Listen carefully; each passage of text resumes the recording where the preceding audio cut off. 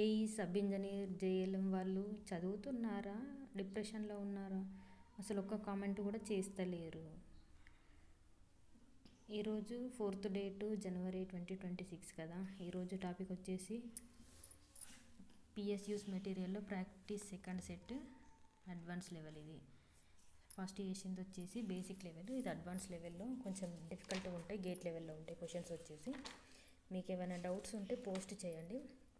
ఇంకోటి, నాకు ఎందుకో చూసిన వాళ్ళు మీ ఫ్రెండ్స్కి షేర్ చేయండి, సబ్స్క్రైబ్ చేసుకోండి మా ఛానల్ని. ఏదైనా డౌట్స్ ఉంటే టెలిగ్రామ్ గ్రూప్లో పోస్ట్ చేయండి, ఎస్పెషల్లీ జేఎల్ఎం వాళ్ళు. మీకు ఏ డౌట్స్ ఉన్నా నేను తెలుగులో అయినా ఎక్స్ప్లెయిన్ చేస్తాను, ఓకేనా. ఈరోజు టాపిక్ నెట్వర్క్ థియరీలోని ఒక 2 ఎగ్జాంపుల్ ప్రాబ్లమ్స్ ఎక్స్ప్లెయిన్ చేస్తాను, చూడండి. A system is represented by dy by dt plus 2y is equals to 4t u of t. The ramp component in the force response will be. ఇక్కడ ramp కాంపోనెంట్ని find out చేయమన్నాడు. So the equation is ఇక్కడ d by dt s y of s plus ఇక్కడ 2 y of s is ఇక్కడ 4t u of t కదా.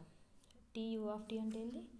4/s². ఇక్కడ y of sని common తీస్తే 4 ఇది s² s plus 2.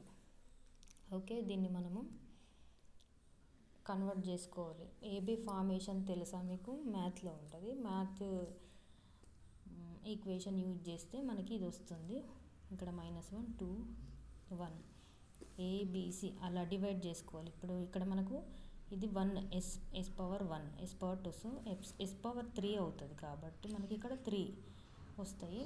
So y of t is equals to -u of t, ఇక్కడ 2 s² అంటే t u of t, s plus 2 అంటే e power -2.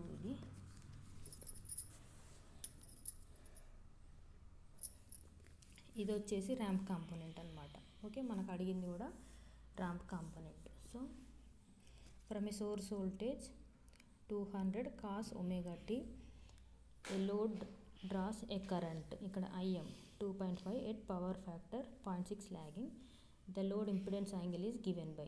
మనకి ఏం లేదు, సింపుల్ క్వశ్చన్ ఇది.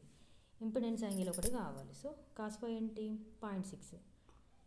φ వచ్చేసి cos ఇన్వర్స్ 0.6. సో ఇది ఈ ఈక్వేషన్ అనేది దీంతో ఈ ప్రాబ్లం ఏం లేదు, సింపుల్.